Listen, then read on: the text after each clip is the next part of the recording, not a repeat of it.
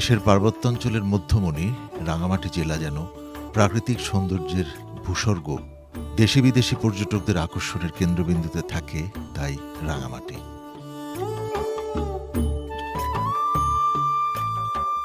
জেলার ঝুলন্ত সেতুটি কয়েক যুগ ধরে পর্যটকদের প্রাণ জুড়িয়ে দিচ্ছে। সেতুটি ইতোমধ্যে সিম্বল অব রাঙামাটি হিসেবেও পরিচিতি পেয়েছে।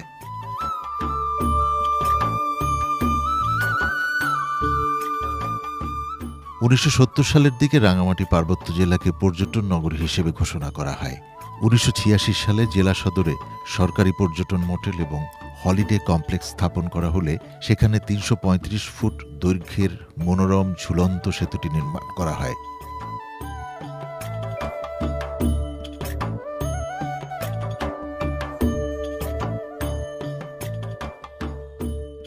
পর্যটকদের আকৃষ্ট করতে কাপ্তাই হ্রদের কারণে বিচ্ছিন্ন দুটি পাহাড়ের মাঝখানে পারাপারের সুবিধায় সেতুটি নির্মাণ করে বাংলাদেশ পর্যটন কর্পোরেশন। ঝুলন্ত সেতু নির্মাণের পর থেকে পর্যটকদের আকর্ষণের কেন্দ্রবিন্দুতে পরিণত হয় এটি।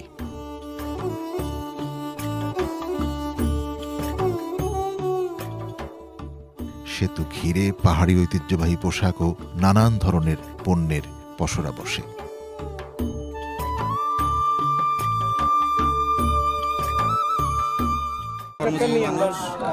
অবসরের জন্যই আসা, টুক করেই চলে আসছি।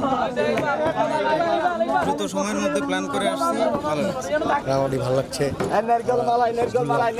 ঝর্ণায় গেলাম, তারপরে পলল পার্কে যাব, ঝুলন্ত ব্রিজটাও ভালো লাগছে।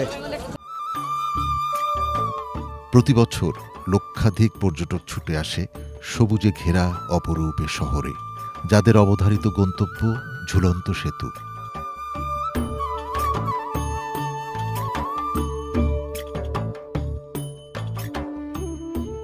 পর্যটকদের বিনোদনের জন্য এখানে রয়েছে অডিটোরিয়াম, পার্ক ও পিকনিক স্পট, রয়েছে স্পিডবোট ও দেশীয় নৌযান ব্যবহার করে হ্রদ ঘুরে দেখারও সুযোগ।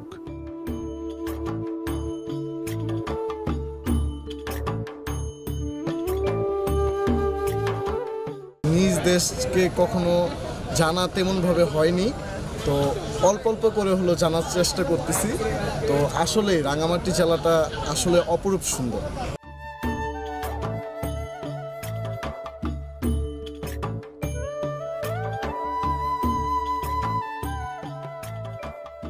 ঝুলন্ত সেতুর পাশাপাশি আকর্ষণীয় লেক, পাহাড় বেষ্টিত রাঙামাটি কাপ্তাই সংযোগ সড়কে ক্ষুদ্র ক্ষুদ্র একাধিক পর্যটন স্পট হওয়ায় ভূস্বর্গ খ্যাত এই জেলার কদর বেড়েছে বহুগুণ।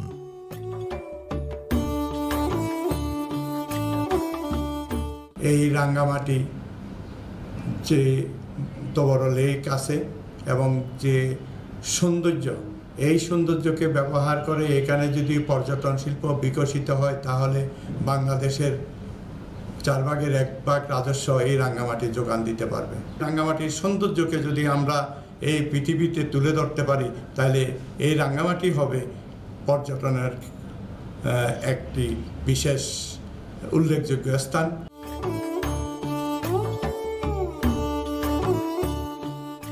ঘুরে আসতে চাইলে রাজধানী ঢাকা বা দেশের যে কোনো প্রান্ত থেকে বাসে যেতে পারবেন রাঙামাটিতে।